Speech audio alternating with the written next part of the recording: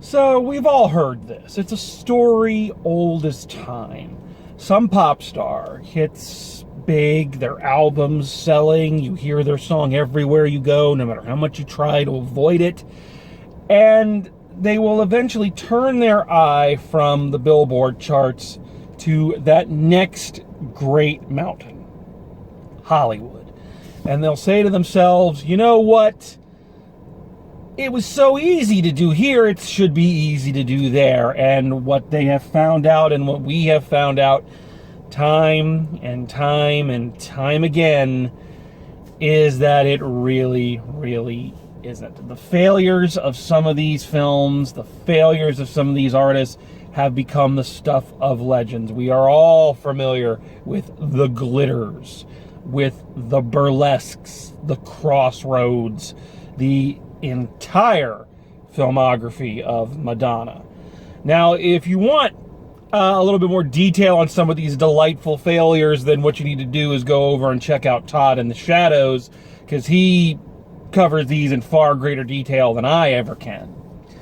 And it's not to say that they're all failures. Frank Sinatra had a very successful film career, won an Oscar. Same thing with Cher. Though I don't really like the movie, I must concede that Lady Gaga's first venture into film was fairly successful for her. So success stories do happen, but they are rare. It takes a certain kind of performer to cross over. And a lot of times, the films that they make aren't truly recognized for their brilliance until much time has passed, until we can look back and say, wow, this person was ahead of the curve. And such was the case in the last year of the greatest decade, the 80s, when, quite frankly, the greatest songwriter and performer of all time decided he was going to throw his hat and his 80s perm into the film ring. And he gave us a cinematic masterpiece, one that was panned in its day, one that was a box office failure, but today is revered as the true classic it was always meant to be. I speak, of course, of 1989's UHF, starring and written by the great Weird Al Yankovic. Now, it should come as no surprise to anyone who has even a passing familiarity with myself and has even watched one episode of this. I loves me some Weird Al. I am a full-blown, for-life alcoholic. All right? I was introduced to him at a very young age, as most of his fans were. And I've always just loved his work. I've seen him in concert twice. He's an outstanding live performer. He knows how to work his audience. I just love Weird Al. No irony, no cynicism, which is a big part of his humor, and we'll get to that in a second. So when this movie came out, you better believe I was all over it. And you better believe that all these years later, I can still watch it and still love it. Now, this is going to be a difficult review to talk about, because I've always talked how comedy is subjective, and, you know, all film is subjective, really. You know, I'm proof of that. But comedy, especially, what one person finds funny, someone else finds asinine or annoying or offensive.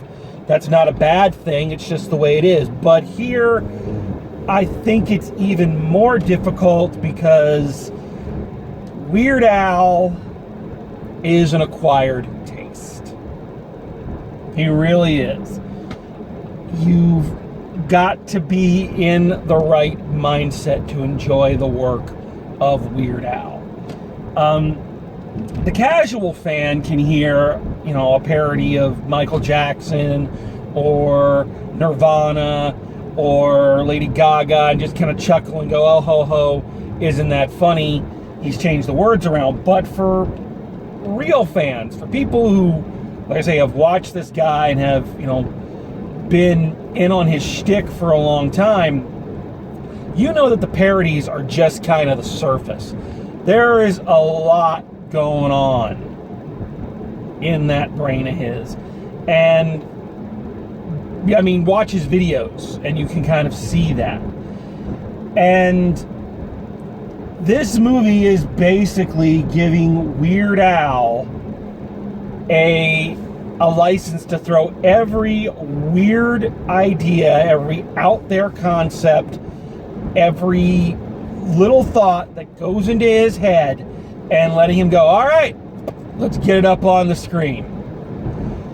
So, what is the story? So, our main character, George Newman, who is played by Weird Al and is essentially Weird Al, is kind of a hapless, directionless guy. He can't keep a job. He's always having these elaborate daydreams. He's just a little off kilter from the rest of the world.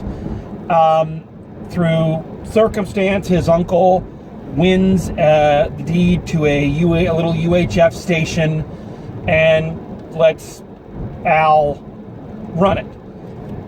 It's going downhill until kind of, again, by happenstance, Weird Al turns the keys to a kid's show over to his also fairly off-center and offbeat janitor, and says, here, go take over this show. The janitor, played by a pre-Kramer and pre-unfortunate comedy club incident Michael Richards, suddenly becomes a complete smash. People love the show. Weird Al says, well, they like that weird show. What if they like this, and basically lets his imagination run wild, and the network becomes number one. So, kind of like in the tradition of older comedies, Abbott and Costello movies. I talked about it when I did the Macy retrospective. The plot is not really that important. It's there to kind of give the story some structure. How he pulls the network out of it, how he has to compete with the evil channel down the street and all that. But it's more there just to provide a framework for all of these bizarre little interludes and parodies and whatnot that he wants to throw in there. Essentially, the film is almost a pre-Family Guy, where they have a story, but the jokes that they want to tell are their cutaways. And that's where this movie thrives, is when it is, here is just something completely fucked up. And I will tell you that the stuff I laughed at is, the stuff I laughed at as a kid is the stuff I still laugh at as an adult. I'm happy to say it is still funny just because it is so offbeat. Fans of the film, because it does have kind of a cult following, fans of the film know the things of which I speak. The karate instructor he lets host a game show. Stupid! You are so stupid! The guy doing the wildlife show who's trying to teach poodles how to fly by throwing them out of his apartment window. The parodies of Gandhi 2, where it's like a 70s action flick. Conan the Librarian. The talk show that he starts hosting that is basically supposed to be a Geraldo riff. I mean, these things are still incredibly funny to me. I remember I watched this movie a lot in high school. This used to be my breakup movie. This was the movie I watched every time I got dumped. Because there is a section in here where he gets dumped and he's hosting his kids show, and it's the I can't do it justice, but I always remember okay, and now I'm going to show you one of my favorite cartoons. It's a sad, depressing story about a pathetic coyote who spends every waking moment of his life in the futile pursuit of a sadistic roadrunner who laughs at him and mocks him as it's conveniently crushed and maimed. Hope you enjoy it! I laugh till I cry, basically, and I still do. I haven't even been dubbed, it's still funny. But here's the thing you gotta understand about Weird Al's humor. As I said, it's not for everybody. This humor is coming from a very specific place and a very specific mindset. It's comparable to things like, Family Guy or South Park, where those are coming from a very specific mindset of like Seth MacFarlane and Trey Parker and Matt Stone. But whereas they're doing things with the kind of purpose of either freaking you out or making some kind of statement or whatever, Weird Al's humor, the closest humor you can get to it is, again, another cult classic, is Mystery Science Theater 3000. In that Al's humor is coming at you from the perspective of a hyperactive child. This is not a criticism. This is part of his appeal. There is no cynicism in his work. There's no meanness. And people forget that about the art of doing a parody. They think a parody is pointing out these days they think a parody is pointing out everything stupid about a movie or a franchise. Oh, this is stupid. Basically, it's stupid and you're stupid for watching it. Weird Al doesn't do that. I can't think of an example of his work where he is deliberately trying to be mean to the person he's parodying. Things like Perform This Way, the Lady Gaga riff, is more just joking about, her stage persona. Songs like Achy Breaky Song was not making fun of Billy Ray Cyrus, it was making fun of how many times you heard the song. Smells Like Nirvana, it was making fun of the fact that you couldn't understand their lyrics. It was good-natured ribbing. And so that's the first thing you understand. There's no negativity or ill will in his work. It's just something that made him laugh. And that's the other thing. Again, it's the humor of a hyperactive child. The stuff he pulls out in here and the bizarre, out of nowhere things, part of the reason I love them is they remind me a lot of the shit me and my friends would come up with during lunch in high school. Just something we get off on a tangent about and just start going, with no rhyme or reason. And because of that, because there's really no target for it, because it's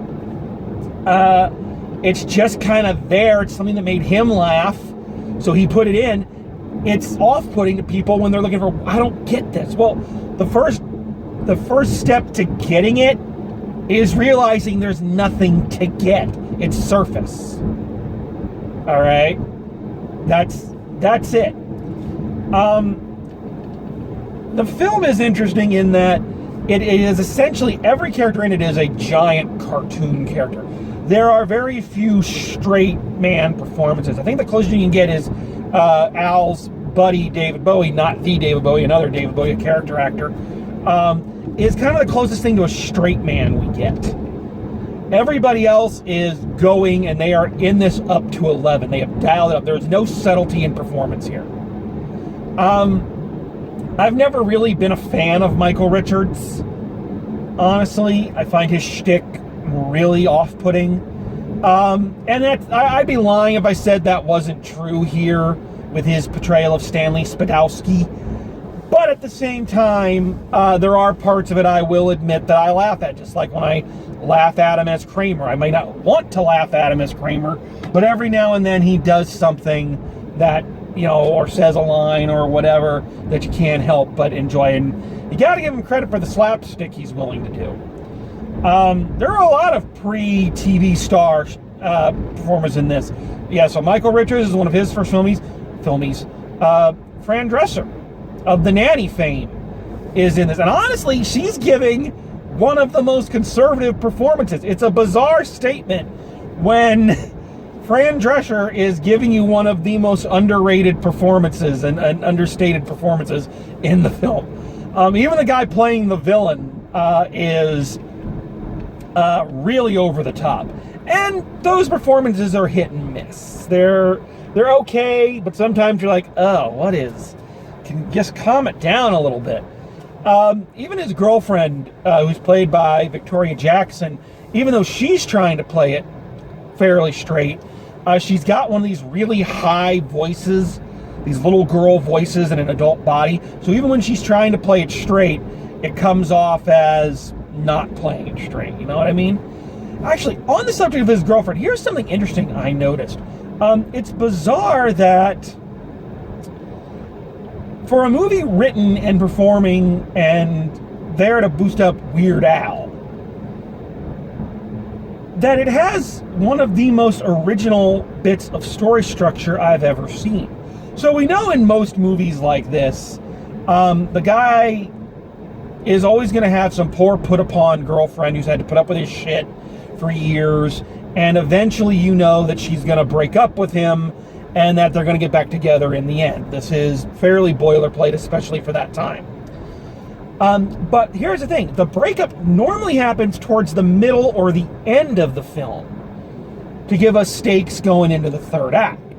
Here, it happens really early on. So the breakup happens. And one, this serves as the inciting incident for Al walking off the kids' show and turning the keys over to the janitor, which then, of course, builds everything up.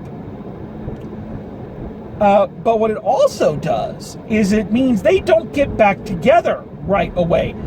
They have to take the entire movie, and what does it is her watching the channel, seeing it getting successful, and seeing that he is getting his life together.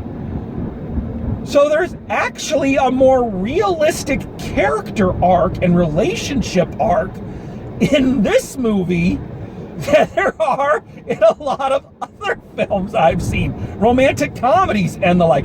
That just kind of blew my mind. I never really realized that until I was rewatching. It's like, that's actually really interesting, because a lot of movies wouldn't have gone that route. Folks, I'm not here to try to sell you a bill of goods, okay? I am not some host of Turner Classic Movies that is trying to convince you that the Beatles running around in black and white and acting like idiots for an hour is somehow some masterpiece of cinema. Oh, they're just like the Marx Brothers. No, they're not. Okay? I'm not here to tell you this is a masterpiece. I'm not here to tell you that everyone's going to like it. I can understand why this did not hit back in the day. It's a bizarre little movie from a very specific comedic point of view. Okay? And the odds are most people are not going to like it, and I can understand that. Again, the great thing about Al is that a lot of people can enjoy his parodies kind of on the surface level, but the bigger fans can kind of look at the rest of the weirdness and just kind of go, yeah, that's for me. I love it. If you are a Weird Al fan and you've never seen this, or if you're a Weird Al fan and you haven't seen this in a while, you need to go back and check it out again. You just do. If you're not, give it a shot. Worst thing that can happen is you're not going to like it. And, you know, whatever. But I encourage people, give this offbeat, bizarre little movie a chance, but go into it understanding the fact that if you're coming up saying, I don't get it, that's part of the problem. What you don't get is that there's nothing to get. It's on the surface. It's there to be funny. It's not trying to be a metaphor for anything. It's not trying to re-educate you. It's there to be funny. And if you let that happen, you let just the bizarreness of the situation and the bizarreness of the mind behind it just kind of wash over you, you're going to have a good time. Okay? Also, kind of wrapping up here, gotta say, again, as an Al fan, this is one of the best soundtrack albums because it's all Weird Al music. This would be another great one. Hard to pick out great ones from this one to add to the Forgotten Gems soundtrack album, but things like the title song, UHF, they do a whole music video in the middle, because of course they do.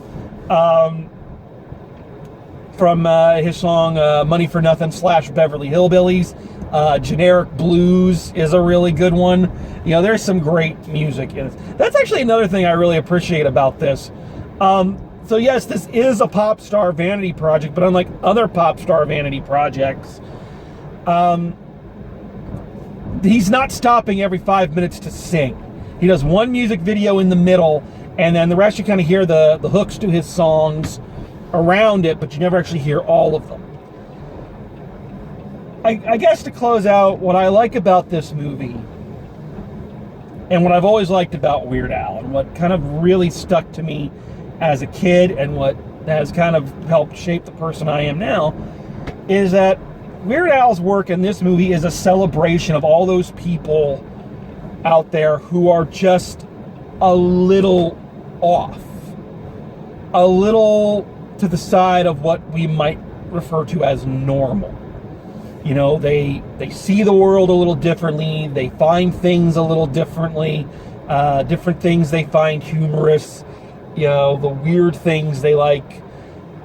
I think if we all think about it, we all know somebody like that, or we've all been that person who's just, their sense of humor is just a little to the side of everyone else's. And Al's work in general, and kind of, if there is a theme to this movie, if there can be said to have a theme and a message to this movie, it's that it's okay to be that way. And really, if you just kind of let people be that way, you might find you like it. The whole thing about the network becoming a success is that instead of trying to pander, he just kind of let himself be himself. He let Stanley Spadowski, for all of his weirdness, no other way to put it, he just let him be himself, and it turned out people responded to it. And then when he said, okay, this is everything else going on in my head, people responded and took ownership of it and really dug it. So, again, if there can be said to be a theme to UHF, and to indeed the genius and the majesty that is Weird Al, it's that it's okay to be weird. That thing you laugh at that no one else does, that line you think is funny that no one else did, that bizarre YouTube video you saw that you laughed at for an hour that everyone else looks at you like, what are you, crazy? It's okay. Enjoy what you enjoy. Don't hide from it. And indeed, let it out sometimes, because you never know who else it might inspire. So, I'm reaching a bit, but it is kind of the feeling I get when I enjoy my Weird Al and when I watch this movie back again. So, take a look at it, give it a shot, but don't say I didn't warn you. All right, folks. So, another Forgotten Gem out, and we got more to come. So I hope you're all doing well. Keep calm and carry on, and as always, drive safe, and I will see you at the movies.